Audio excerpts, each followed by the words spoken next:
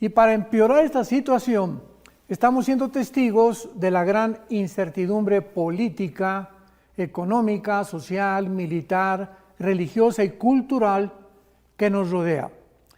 Todos estos fundamentos que sostenían antes a nuestras sociedades están siendo derrumbados ante nuestros propios ojos, porque ya no existen verdaderas democracias.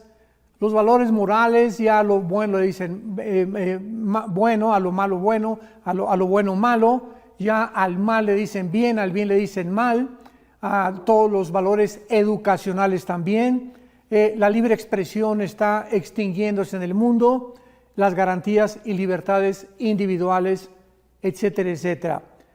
En el Salmo 11, versículo 3, hace 2000 años, el rey David dijo estas palabras: si los fundamentos fueran derrumbados, ¿qué sería de nosotros?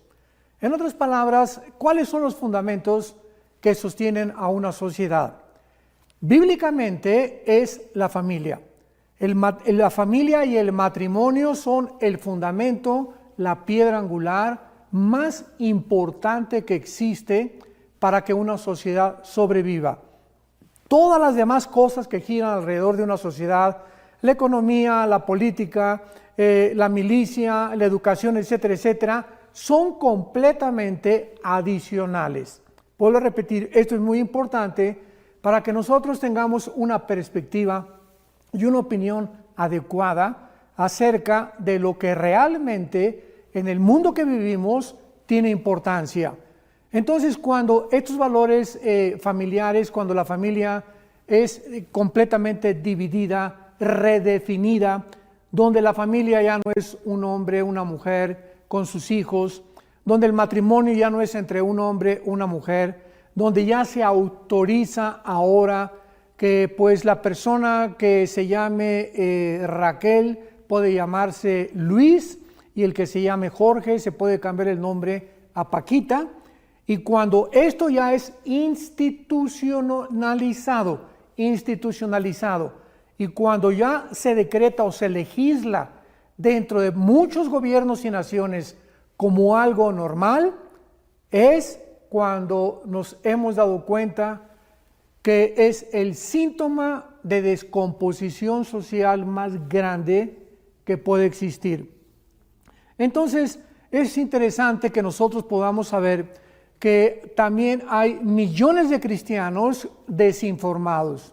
Así como el mundo alrededor, como Jesucristo dijo, los gentiles buscan todas estas cosas, siempre el poder, el control, el dinero, la fama, etcétera, etcétera. Pero nosotros como pueblo de Dios tenemos otra perspectiva, porque no somos ciudadanos de este mundo. Estamos esperando, como dice en Hebreos 11, los grandes héroes de la fe, que ellos confesaron que eran peregrinos, extranjeros, y las promesas de Dios las veían desde lejos, creyéndolo y testificando de que esperaban una patria mucho mejor.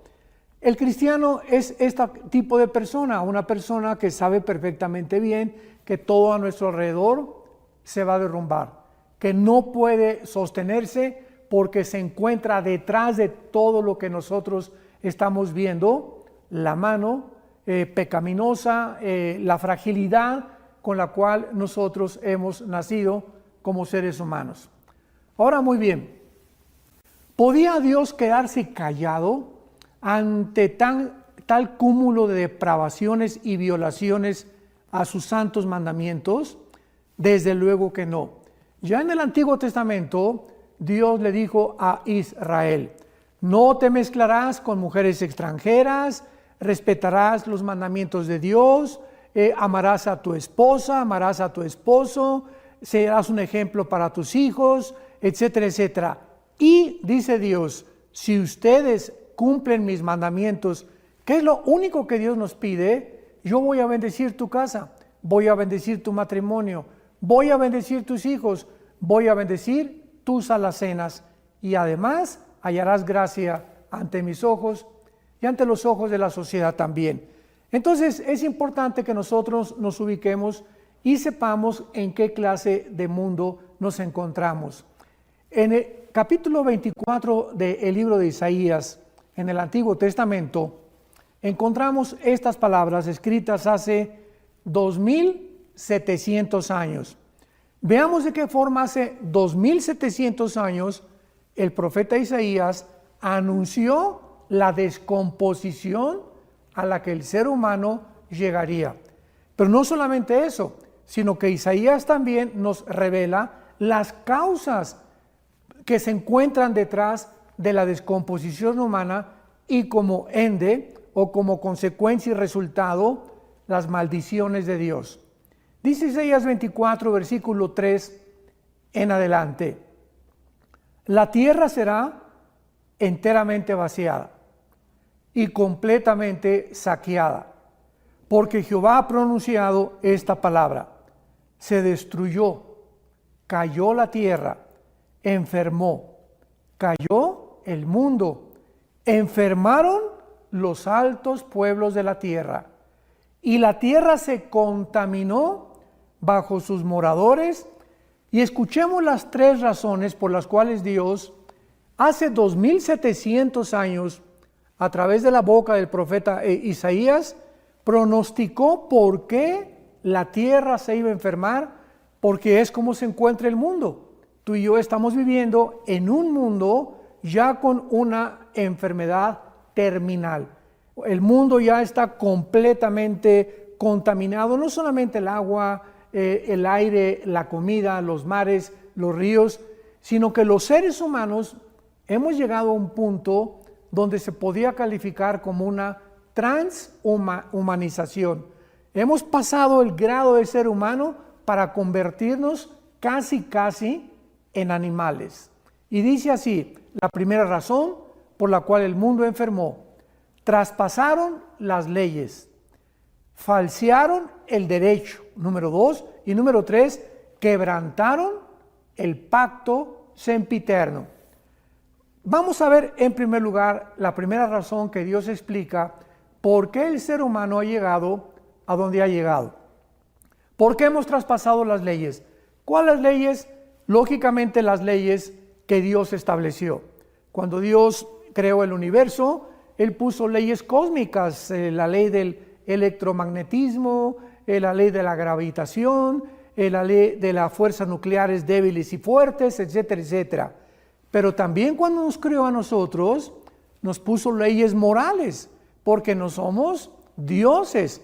Entonces es lógico, ¿verdad?, que Dios nos pone fronteras y líneas donde nos dice: no cometerás inmoralidad, no traspasarás estas leyes que yo te he puesto, porque si tú traspasas las leyes, en este caso físicas, por ejemplo, vas manejando, ¿y para qué sirven los semáforos o las luces rojas y amarillas o verdes que el gobierno nos pone? Para decirnos que cuando aparece una ley amarilla, una luz amarilla, sepamos que tenemos que reducir la velocidad, porque viene la roja, y si te pasa la luz roja, pues estás acarreando consecuencias, o te vas a estrellar, o alguien va a chocar contigo, o vas a exponer a tu familia en un peligro tremendo, y finalmente acabarás pues o muerto o en la cárcel, y con una infracción o con un ticket o con un boleto que la policía te va a imponer. Entonces, así como hay leyes en todos lados, tanto universales como físicas y gubernamentales, hay leyes morales. Y estas leyes morales las hemos traspasado. Es impresionante a dónde el mundo ha llegado actualmente. En segundo lugar, dice la Biblia que falsearon el derecho. ¿A qué derecho está Dios hablando? Bueno, Dios está mencionando que Dios puso presidentes, vicepresidentes, monarcas en las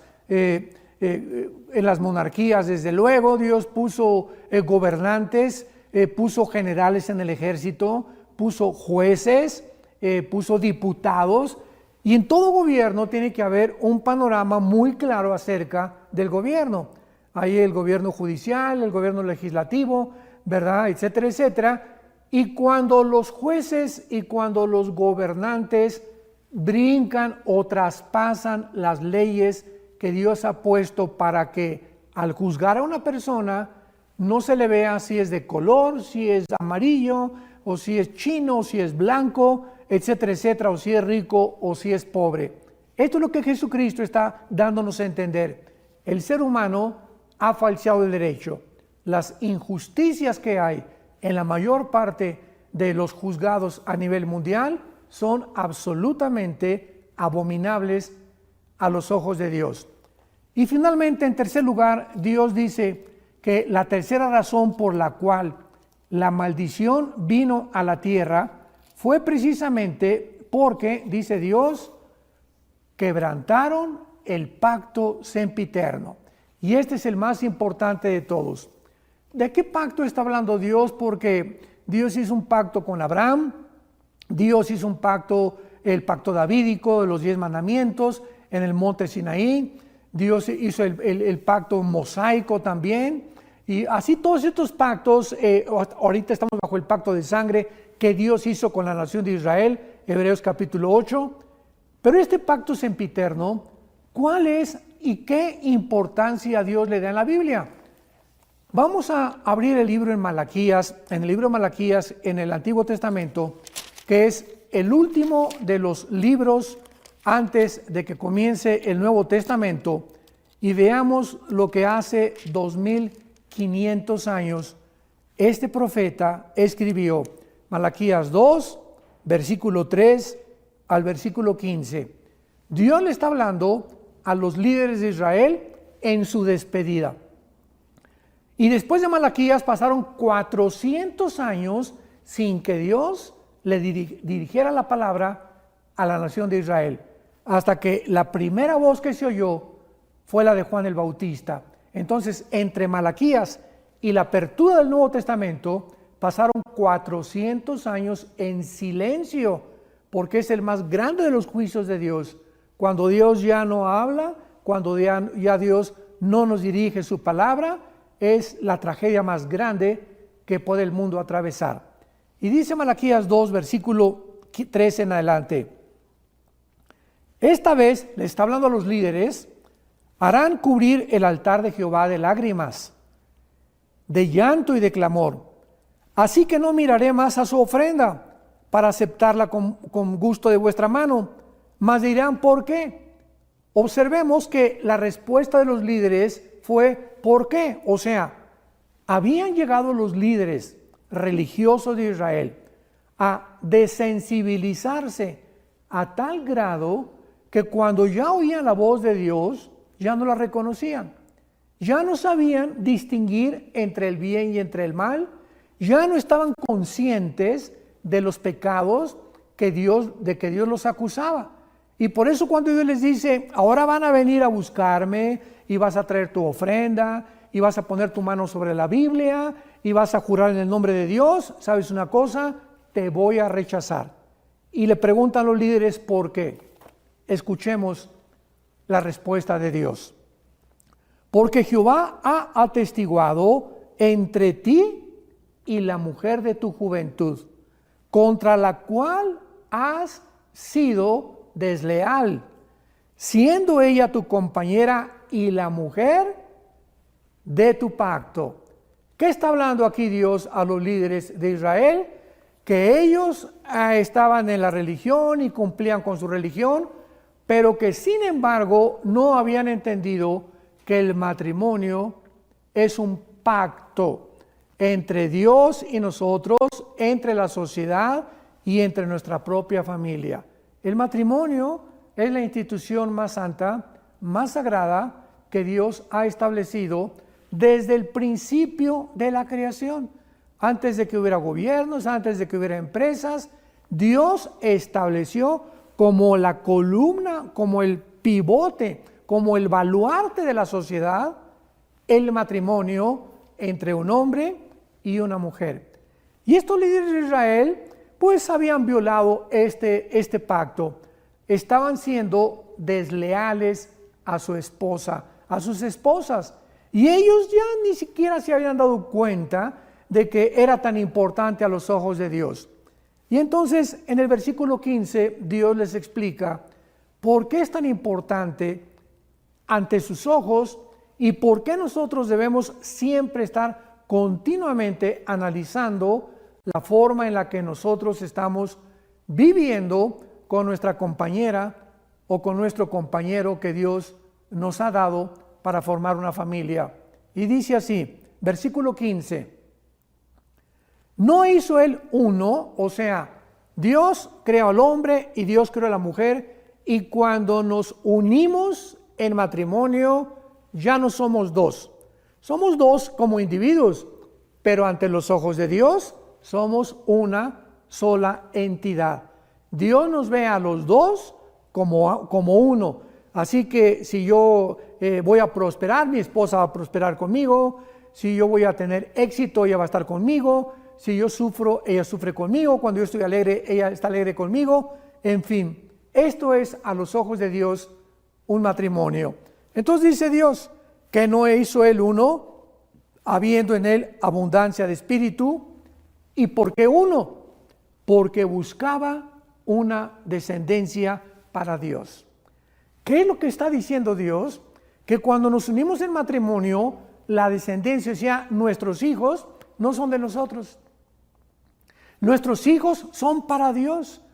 Nosotros tenemos solamente la responsabilidad de educarlos, de guiarlos, de darles los principios espirituales que Dios nos ha puesto, pero nuestros hijos son de Dios y son prestados, ¿verdad?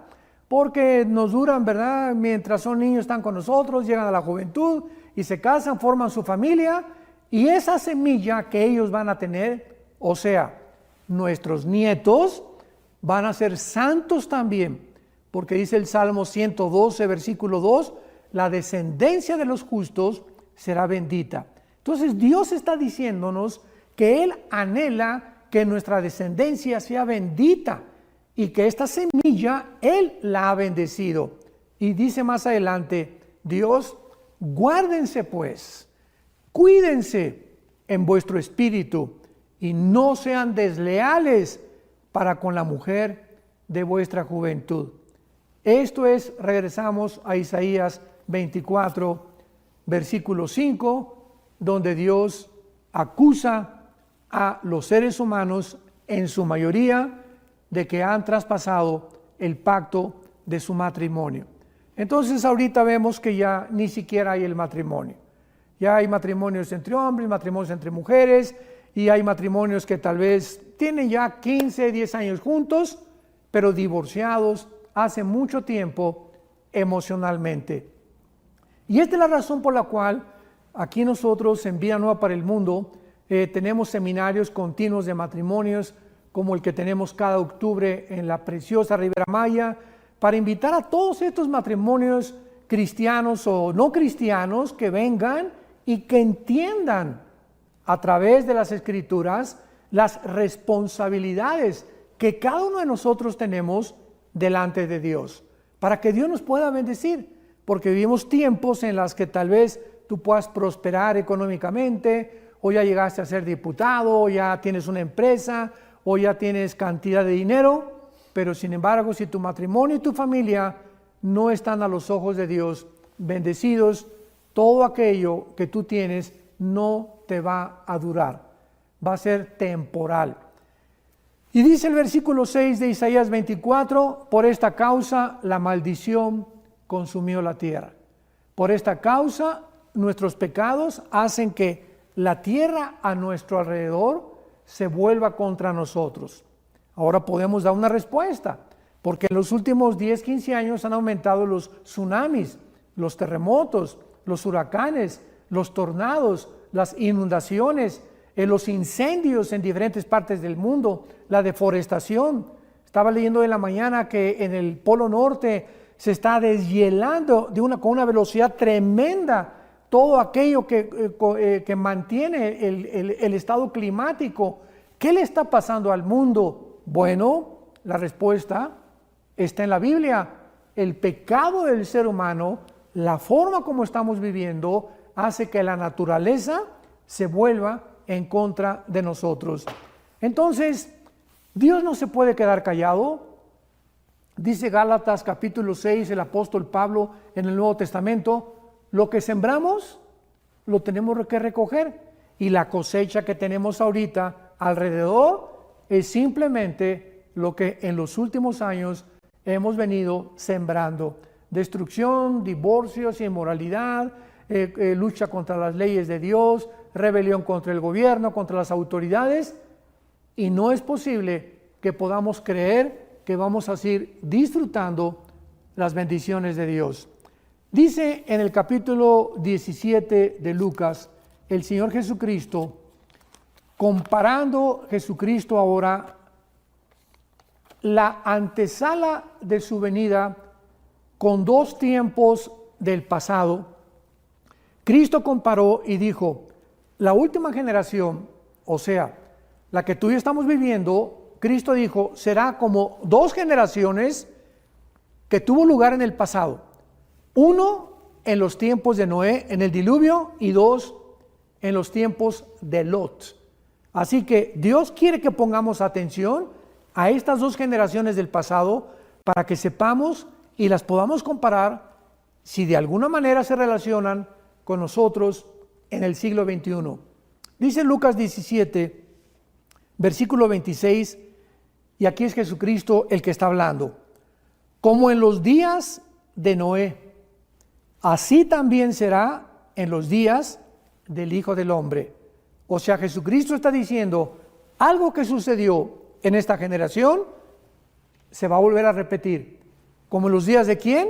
No de Abraham, no de David, no de Sansón, no de Salomón, no de Esther, no, como en los días de Noé. ¿Qué pasó en los días de Noé? ¿Qué está pasando en nuestra generación? Cristo lo dice, versículo 27. Comían, bebían y se casaban y se daban en casamiento hasta el día en que entró Noé en el arca y vino el diluvio y los destruyó a todos. Un momento, veamos que nos dice: en los tiempos de Noé todos fornicaban, todos eran unos degenerados, todos eran unos borrachos, parranderos y jugadores. Por eso vino el diluvio y se los llevó a todos. No dice eso, ¿verdad? Cristo no está mencionando pecados. ¿Comer es pecado? De ninguna manera.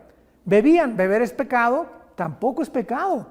Y se casaban y se daban en casamiento. El matrimonio es santo y bendito a los ojos de Dios. ¿Por qué Jesús entonces escoge estas actividades de los seres humanos para compararlas con la generación en la que nosotros estamos viviendo? Pero acuérdense lo que Jesucristo dijo: y no entendieron. Ahí está la clave. O sea, la generación actual vivimos, comemos y nos casamos. ¿Cuál es el pecado? Que todo esto lo estamos haciendo sin tomar a Dios en cuenta. O sea, tú puedes vivir y decir: yo bebo, me caso, no hay ningún problema, pero se nos olvida y tenemos que entender. Por eso Jesús dijo: y no entendieron que la vida es más que la comida, más que beber, más que trabajar, más que estar buscando un bienestar. La vida es la palabra de Dios. Jesucristo dijo en Juan 17:3, esta es la vida eterna, que te conozcan.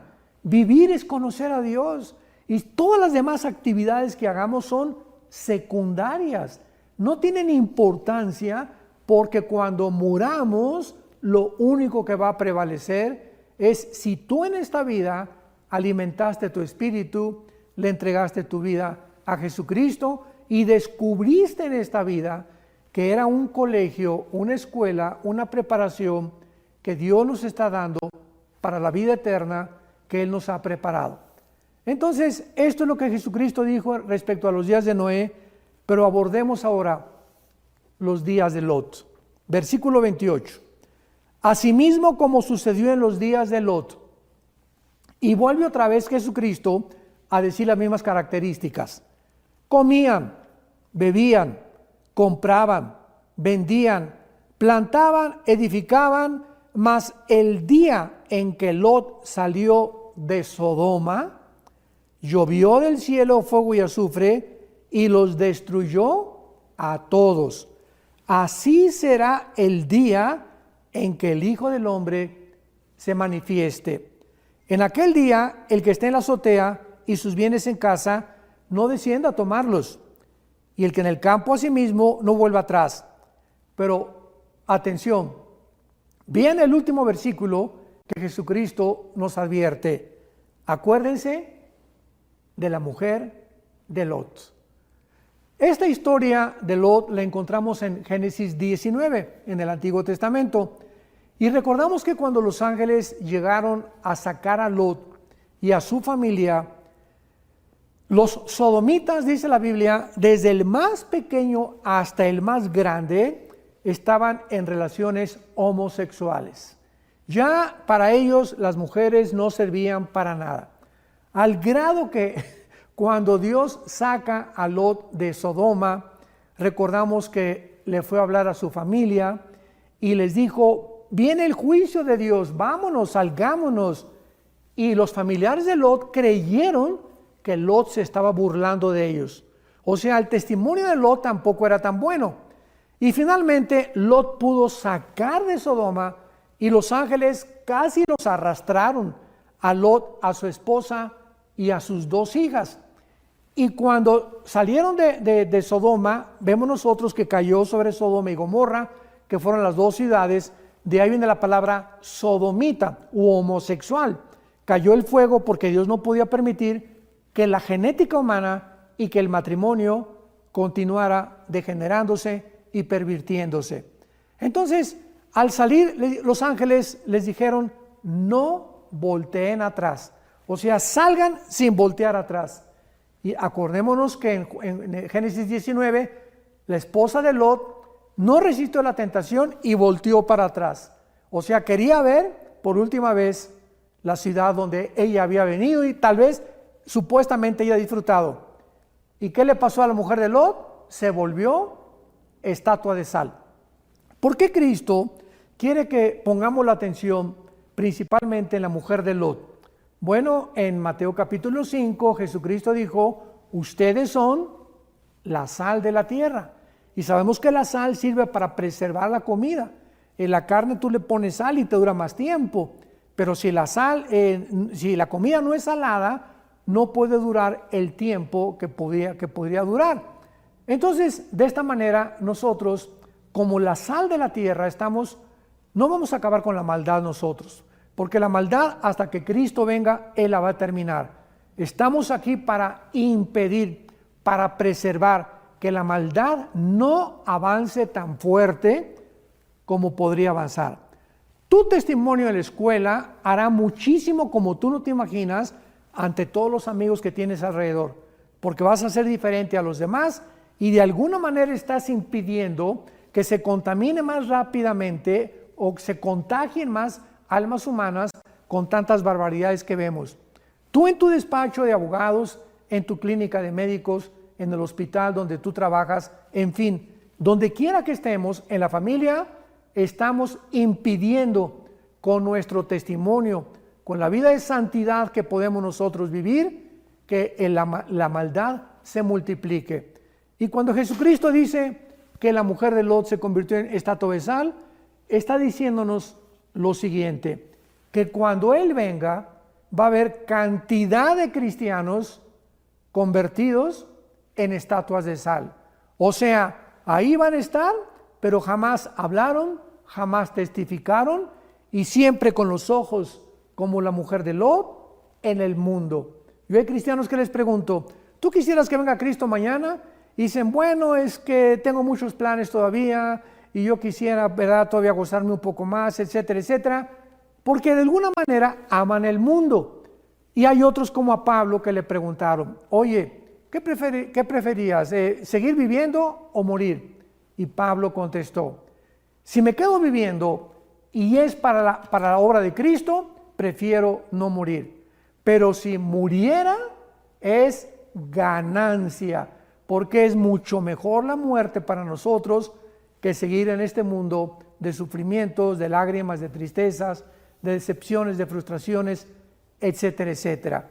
Entonces, esto es muy importante porque actualmente estamos viviendo una época en el mundo donde hay un grupo de cristianos que han comenzado a enseñar que el mundo va a mejorar. Esto lo vamos a continuar en la próxima estudio, que el mundo va a mejorar, que el cristiano va a establecer el reino de Dios, que va a haber un gran avivamiento antes de la tribulación.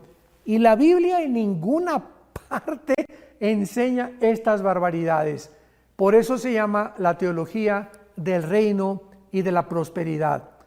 Muchos creen que los Estados Unidos se van a levantar con un avivamiento futuro, Argentina para Cristo, México para Cristo, y estas barbaridades solamente pueden tener una base hasta Apocalipsis 22, cuando las naciones, ya gobernando Cristo con David como vicerregente en Jerusalén, van a ser gobernadas por Dios.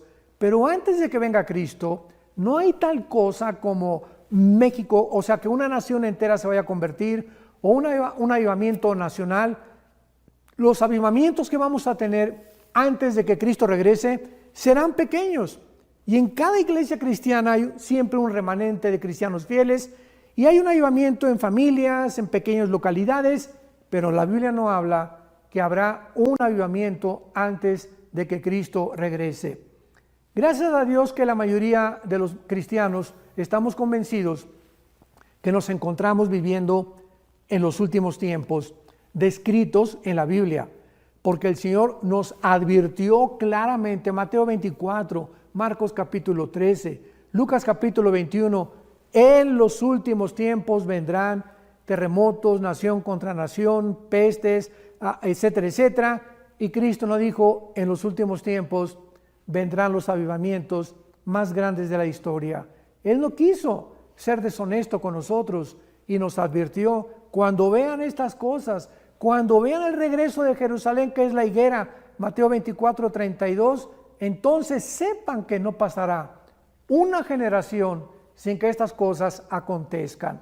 Pero este grupo o esta falsa teología del reino y de la prosperidad ha hecho precisamente creer a muchas personas y a muchos cristianos también, ¿verdad?, que vendrán tiempos mejores, y a través de este grupo especial de creyentes, las instituciones gubernamentales serán puestas bajo la autoridad de Dios. Nosotros vamos a establecer en el mundo el reino de Dios, y esto lo agregamos a otra falsa teología que se llama el preterismo. Preterismo significa del pasado, que enseña que todas las profecías ya se cumplieron cuando el general Tito de Roma invadió Jerusalén en el año 70, y ahí se cumplió lo que Jesucristo estaba diciendo en Mateo 24, y que las profecías del Apocalipsis ya se cumplieron también. Todas estas barbaridades, ¿verdad?, no tienen absolutamente más que una torcedura de las Escrituras, que la semana 70 de Daniel ya se cumplió. O sea, esto ya es inaudito, porque esta semana 70 de Daniel simplemente tenemos que recordar lo que el ángel le dijo a Daniel. Desde la orden de reconstruir Jerusalén hasta el Mesías habrá 483 años, no días, y aunque fueran días no podrían coincidir tampoco. Y en segundo lugar, dentro de la semana 70 de Daniel se profetiza que Israel se va a convertir, cosa que no hemos visto todavía. ¿Cuándo se va a convertir Israel? Romanos 9, Romanos 10 y Romanos 11. Estas personas del preterismo arrancan estas páginas para poder acoplarse a su teología estas falsas enseñanzas. Pero todo esto ha sucedido con esta falsa teología del reino y de la prosperidad, en la cual todos nosotros tenemos que tener muchísimo cuidado, porque si no lo tenemos, vamos a poder caer en falsas esperanzas, y nuestra esperanza no es la tribulación y el anticristo. Nuestra esperanza, y en lo que podemos ser confortados, es que estamos esperando la bienaventurada esperanza y la manifestación gloriosa de Jesucristo en los aires, cuando Él venga y nos saque del mundo mientras pasa la gran tribulación, y ahí en el cielo, mientras hay los 7 años de tribulación, estaremos, 1 Corintios capítulo 3, Romanos 14, 10, en el tribunal de Cristo, donde estaremos siendo juzgados no por nuestra salvación, sino por las obras que hicimos mientras estábamos en el cuerpo. 2 Corintios 5, 10, porque es necesario que comparezcamos los cristianos ante el tribunal de Cristo para que recibamos según hicimos cuando estábamos en el cuerpo. Y después del tribunal está en capítulo 19 del Apocalipsis las voces del Cordero, y claramente las bodas del Cordero están antes de la segunda venida de Jesucristo en el capítulo 19 del Apocalipsis. Toda esta cronología es tan clara en la Biblia, pero hay personas que ya están completamente adentradas de una forma dogmática y donde llegan todavía al grado de que si tú no crees como ellos, te consideran o un mentiroso o un falso profeta, y no de ninguna manera. Estos que profesan la teología del reino son hermanos de nosotros, muchos de nosotros. Los que creen que el rapto y la segunda venida de Cristo van a tener lugar en el mismo tiempo, son hermanos de nosotros. Y no estamos hablando mal de ellos, respetamos sus personas, estamos hablando de que han abrazado una doctrina, una teología completamente equivocada, que va a hacerlos que vayan a desviarse y a desviar también a sus seguidores. Y Dios nos ha puesto para trazar bien la palabra de verdad. Que Dios te bendiga y vamos a continuar. Con tus donativos o aportaciones, estás sembrando y formando parte de lo que Dios está haciendo en su obra. Estás ayudando a traer luz a la oscuridad, paz al conflicto y esperanza a los que no tienen ninguna. Dona desde México.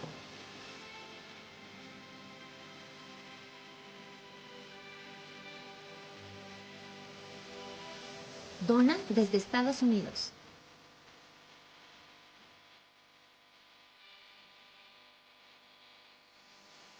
Para el resto de donaciones de otras partes del mundo, www.vidanuevaparelmundo.org.mx/dona. Estamos cumpliendo la gran comisión. Por tanto, vayan y hagan discípulos a todas las naciones, bautizándolos en el nombre del Padre, del Hijo y del Espíritu Santo, enseñándoles que guarden todas las cosas que les he mandado. Y he aquí que yo estoy con ustedes todos los días hasta el fin del mundo.